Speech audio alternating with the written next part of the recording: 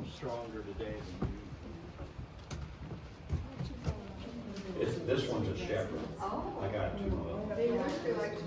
Mga kachika, ito na naman ang inyong chikadorang Lorna. At ngayon, nandito kami sa Fort Assinniboine, Military Post 1908. At dito ay aalamin naman natin ang chika tungkol sa military port na ito. Ito, meron tayo ditong tour guide to talk about this. Ito. First of all, my name is Ron Vandenboom. I'm the president of the Fort Assinniboine Preservation Association, hence PAPA. And we work cooperatively with the Northern Ag Research Center. It's part of MSU Bozeman, and they operate that out of this area. Now, all the buildings that we'll visit today were once used by the Ag Station people by and large, but they recently built a facility over on the other side of the road, freeing up these properties for our use. The building you're standing in right now was the post library. It's obviously been modified. It originally was just a wide open area with two little cubby holes on that side and two little cubby holes on that side for privacy. It also served as the company post office. When the Ag Station took this building over in 1915, they modified everything in here. It was last redecorated in 1944, and they had all these offices and everything put in here, which works fine for our purposes, but of course it doesn't have the original look, and many of the things we're going to be seeing today were used by the Ag Station and were somewhat modified. I'll explain that as we go along. Now, first of all, most people want to know, why was the fort built and why here? You've all heard of the Battle of the Little Bighorn, I suspect. Yeah. How many have heard of the Battle of the Bear's Paw? Nobody? You have. Congratulations. It's lesser known. It took place about 35 miles to the southeast of here in the Bear's Paw Mountains, or just north of them.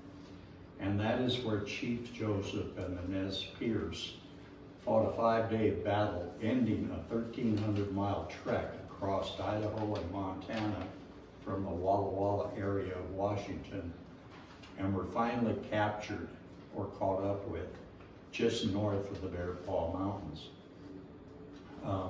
It is said many of them thought they were in Canada, but in fact they were still 40 miles away from the Canadian border. When Colonel Miles, out of Miles City, Cantonment, managed to surprise them. And as I said, they fought a 5-day battle there until Chief Joseph finally surrendered to General Howard and Colonel Miles.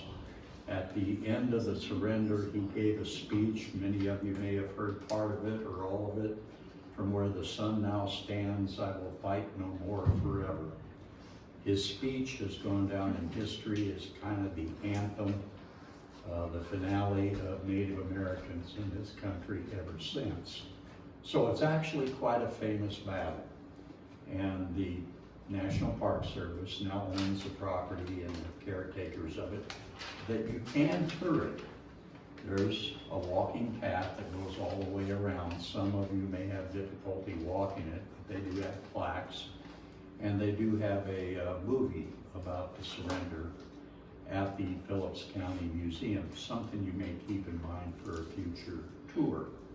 But anyway, those two occasions, Little Bighorn and that battle, led to the creation of Fort Assinniboine. After the Little Bighorn, a chief by the name of Sitting Bull got a good share of the blame for that battle. As a result, roughly 4,000 of Sitting Bull's followers went into Canada. About 50% of the Nez Perce from the Battle of the Bear's Paw also went into Canada. As a result, the fear was that these hostile tribes could cross the border, pillage and plunder, do as they wished, and then escape back across the border again. Well, the military couldn't handle that, and remember too, this was a time when everybody in the country was a little bit on edge because of Custer's defeat. So they appropriated the monies to build Fort Assinniboine. Amazing construction took place. Contract was issued to a man named C.A. Broadwater. Actually, his Colonel Broadwater was his nickname, honorary title. And he became one of the 4 richest men in Montana, partly because of his money that was made from the contracts here at Fort Assinniboine and at Fort McKenzie down by Lewistown, and also the Central Montana Railroad, which he partly owned. Be that as it may, he eventually went to Helena, but for a time he lived here with his business partner, Mr. McCullough, whose family remained here for a long time. The fort was built really in about a year, from 1879 to 1880, and by that time most of the structures here at the fort were built. There were 104 brick and stone buildings, and the reservation extended from north of Havre, or what today is Havre, all the way to the Missouri River. It encompassed most of the Bears Paw Mountains and became the largest military fort in the nation at that time. Remained so actually until the day it closed in 1911. So this was no small enterprise of that size. First manned by the 18th Infantry out of Georgia and the 2nd Cavalry. If you have any questions as I go along, feel free to ask. Let's step off into our museum here.